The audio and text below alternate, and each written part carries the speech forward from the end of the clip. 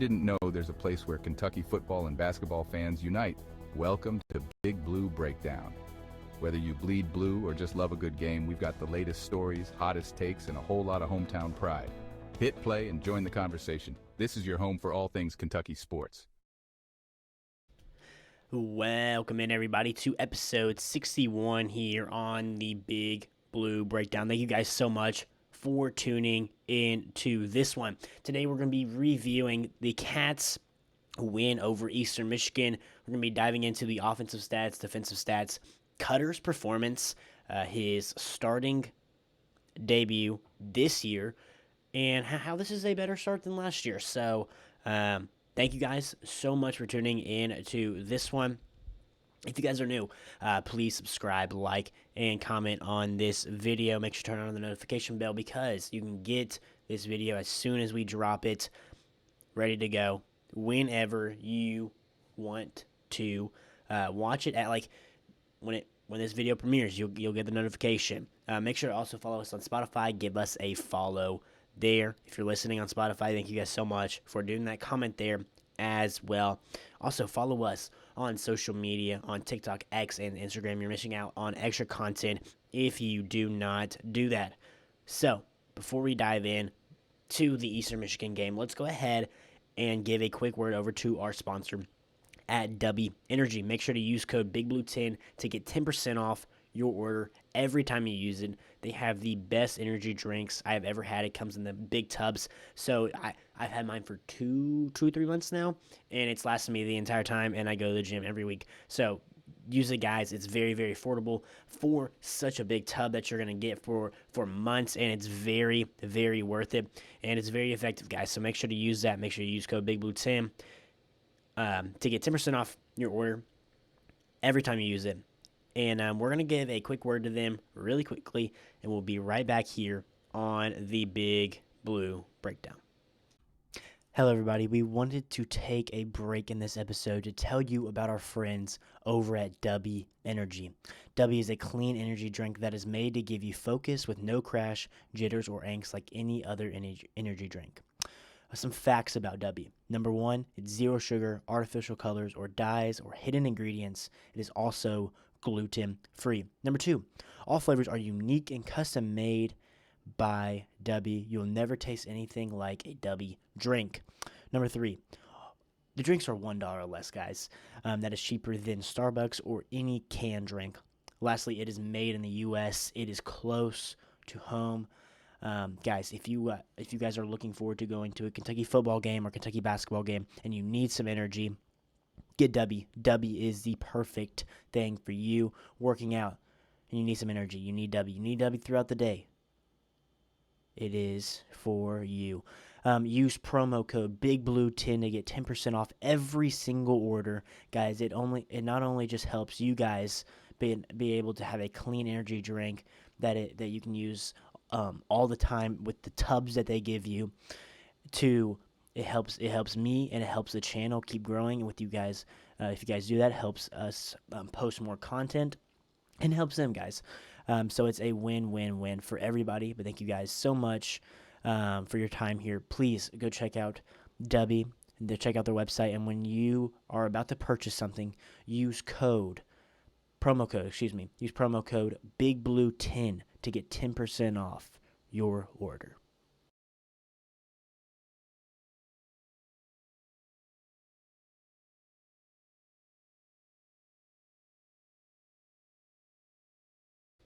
Welcome back, everybody, to episode 61 here. Let's go ahead and dive into the Cats' win over Eastern Michigan. And man, oh man, it wasn't pretty at times. But this was a dominating win for the Cats to start the year off 2-1. The Cats win 48-23. The line finish, I think, at like 25.5 or 26. I believe the line started out at like 23. So it depends on where you bet. You place the bet, like what time of the week. But the Cats technically did not cover, but they still, like, they scored. Eastern Michigan scored with literally a minute to go when we had all our backups in, which I thought was pretty funny. But that really doesn't affect the Cats game. They won by 25. They dominated this game, to me, from start to finish. And it all started with the very first play of the game, where the Cats get another pick this year, another takeaway for this secondary in the defense. It actually wasn't the secondary that ended up getting this pick, but it's who caused it. Tyron Nichols caused this pick by having great one-on-one coverage against a Eastern Michigan wide receiver, and we ended up getting a pick by, who was it? Gosh. Why can I not think of his name? Davern Rayner. There we go. We get a pick from Davern Rayner. Really, really good to see him end up getting the pick right there. Great way to start the game. And then 2 plays later, Seth McGowan punches it in to the end zone. Man, oh man, what a great start for the Cats against Eastern Michigan. Speaking on Seth McGowan, man, he is so daggone good. I just looked at this is the SEC rush leaders as of at the end of this week. Rushing yard leaders, week 3. Seth McGowan is sitting at number 5 with 275, and Dante Dowdell is sitting at 10 with 214. Seth McGowan, guys, is an absolute beast. He's our best player by far. Absolutely, by far, on the offensive side of the ball. He's really carrying this, I don't want to say carrying, he's really a humongous factor in this team's success, specifically, obviously, on the ground, but he is so big. He had 3 touchdowns this game, was 1 away from tying the school record, and that was Benny Snell when we played Mississippi State, I believe. But yeah, absolutely amazing performance from him, and I'm so glad that he was able to do that. And he was our star moving forward. Like, we need to force feed this guy. I think he averaged like 5 or 6 yards a carry. Speaking on stats here, let's go ahead and take a look at the offensive stats. I know this is a lot right here. I'm just going to have you guys just take a look at this for a second, and it shows, at least to me, a really, really good distribution. There we go. Distribution of the ball out to a lot of our playmakers. Truly, we were able to get it out to our tight ends consistently in this game. I will talk about, man, what a game Cutter Boley and Josh Caddis had in this one together, hooking up, I think 3 or 4 times in this game, 1 for a touchdown. Even Willie Rodriguez was in the mix right there, and what should have been Henry Boyer for a touchdown, but for some reason the officiating crew called a penalty in the middle of the play, stopped the play from continuing, brought it back, and didn't give us any reason why there was a penalty. So there was no reason to throw it, and we had a touchdown in the back of the end zone with Henry Boyer. So should have had three tight end touchdowns. Excuse me. Should have had 3 tight end touchdowns, but I really, really like the distribution of the ball to our playmakers in this one. We figured out how to get the ball to Kendrick Law and how to really get him involved. His passes or his catches and him getting the ball is going to be at the line of scrimmage. He is our gadget guy. He is the guy that we can use in that type of way. He's not going to go down the field and make a play like a take it off the top type of play, but you get it to him in space on the line, and he's going to do something special. He had a touchdown called back in this game where I believe it was a screen pass to him on the outside. He ended up getting the first down. It ended up getting called back for the touchdown because of a hold from Harley Gilmore. He played. I think Kendrick played very, very well in this one. We were able to. I really, really like the play calling in this one. I really do. We had Kendrick Law set up in the backfield, run a swing pass to him, get it to him out in open space and get Cutter in a rhythm, and we were able to do that. So I really, really liked what we were able to do there, specifically like that. I think that was really, really smart, and I think that is something that teams are going to be very, very worried about moving forward because his production is so good when he gets the ball around the offensive line, and that's where he gets it most of the time, and he's so dangerous with his legs that now we can have guys take it off the top going downfield. And the guy that took it off the top this game was Harley Gilmore. What a very, very nice ball and a very, very nice catch from Harley Gilmore right there. In the second half, I believe, is when he had a nice one. Josh Caddis, man, oh man. He had two spectacular catches in this game.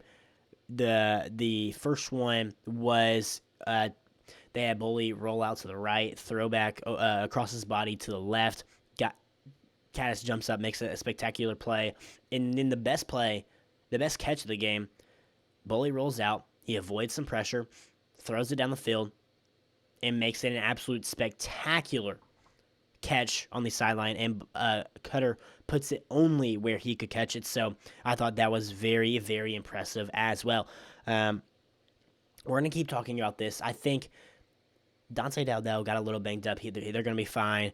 This is the perfect time to have a bye week to me because now you look at the South Carolina game. The South Carolina game now looks very, very winnable, even with Lenore Sellers still being the quarterback, or if he's healthy playing. I think it's a very winnable game for the Cats. Also, Cutter Boley, just in general, we're going to get to him in a little bit. Let's go ahead and take a look at the defensive statistics in this one here. I'll let you guys take a look at this here. I know it's kind of small. We were able to create consistent pressure, and I know we gave up a lot of yards in this one, and that can't happen. But there's a but to this one. I think we have seen too many times where a team comes off a big game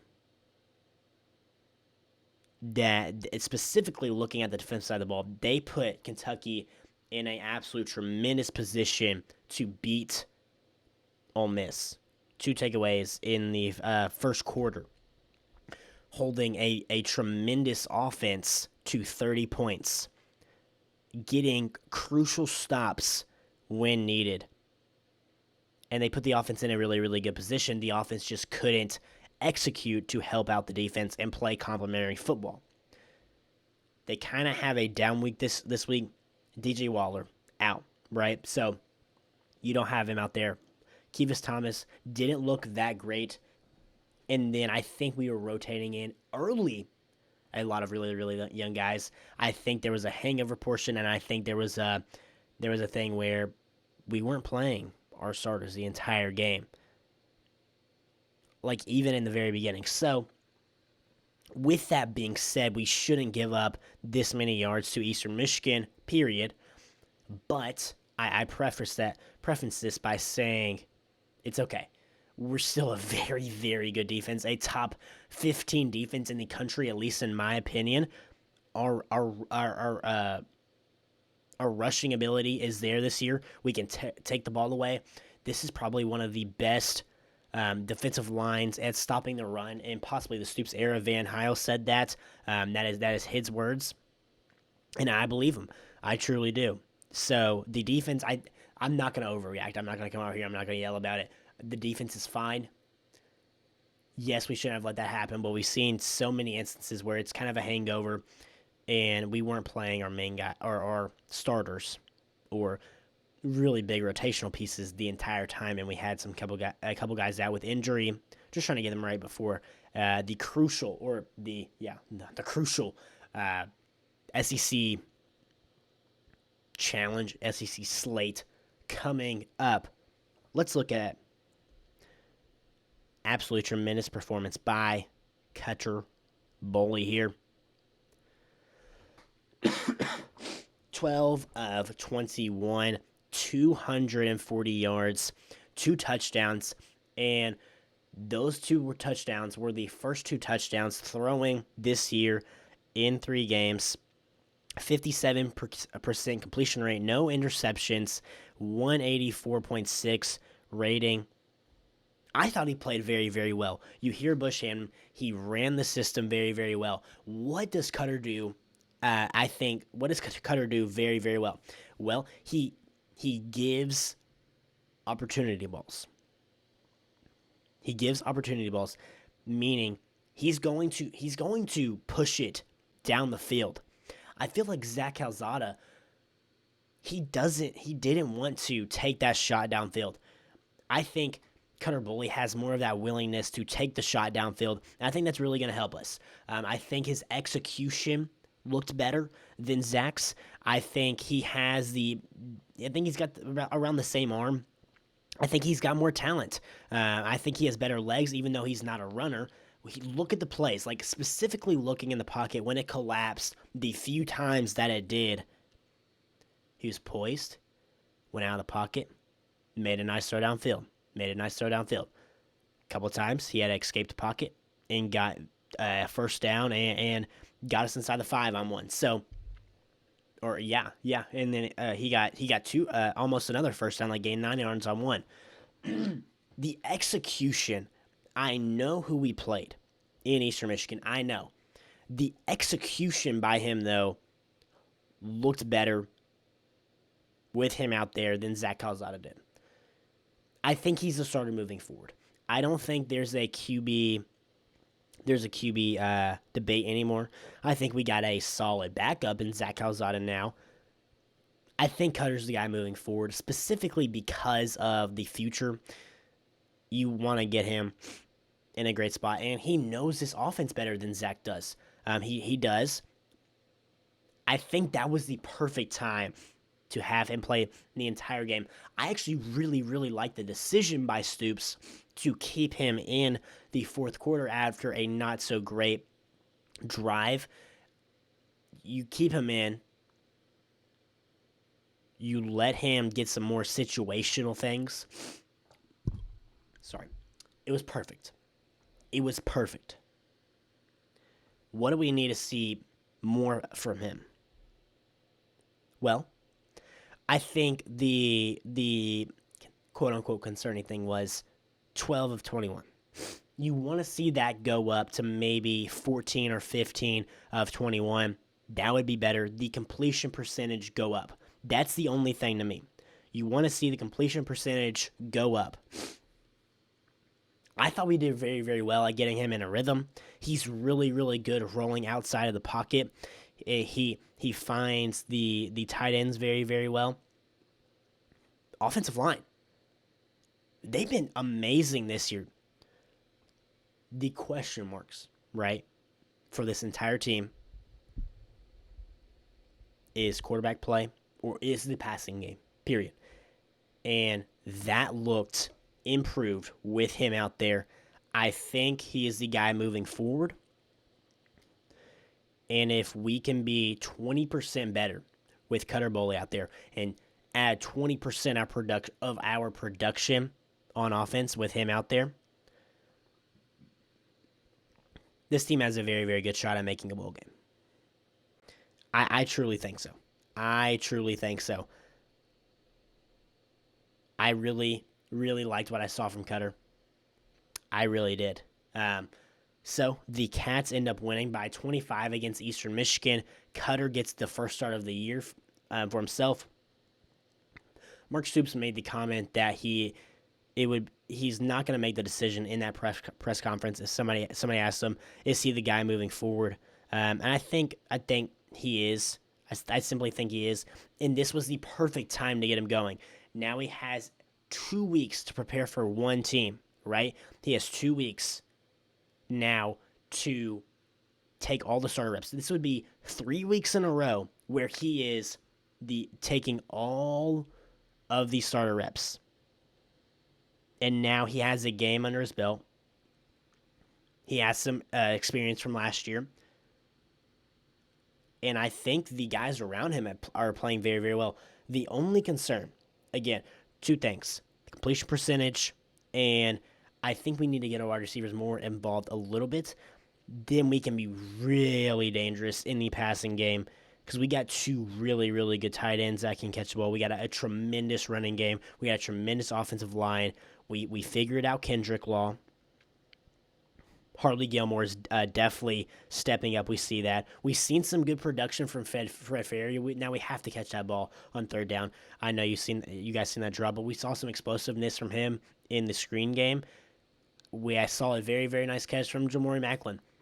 If we can literally add Jamori Macklin, if we can get the ball to Jamori Macklin more, I think our pass game is going to be very, very good. So the thing is, to me, we figured out Kendrick Law, what he's good at, and stuff like that.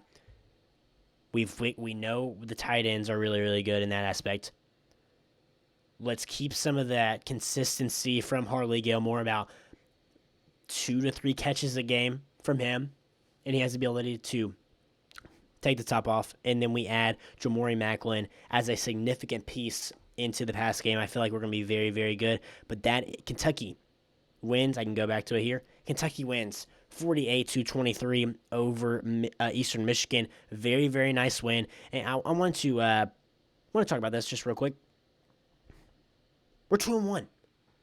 We are 2-1 and have to me, as of right now, have a very, very solid shot at going into South Carolina and Columbus and beating a solid team. They showed a lot of weaknesses against Vanderbilt, and we have a very, very good shot at winning the trenches. We have 2 weeks to prepare for them. That is a winnable game, and we're going to see what they look like against Missouri. And if the train falls off the tracks in that one, and they lose big, like they lost against Vanderbilt, I could definitely see a win, for sure. And then you're looking at 3-1, like, oh my goodness, like, okay. Then we got a tough stretch with Georgia, Texas, Tennessee. Texas at home. I mean, that'll be very, very interesting. Tennessee at home will be very, very interesting. Florida falling off the tracks. I still think Vanderbilt's a winnable game on the road if we are able to take care of the ball and basically outplay them in their type of game with our type of game, and who's going to have it for longer possessions, who's going to be able to put up points consistently with a few drives. I think Louisville is a very winnable game. Then we're going to have the Tennessee Tech game. I think Auburn is a winnable game. So, big matchup coming up next week. No, not next week. Would it be next week? Yeah, it'd be next Saturday, not this Saturday. We got two weeks to prepare. The passing game looks improved with Cutter Boley. He has the potential to be very, very good. But thank you guys so much for tuning into episode 61 here. Follow us on social media. Make sure to help us out here on the YouTube channel and on Spotify. Thank you guys so much for tuning into this one. And as always, go Cats.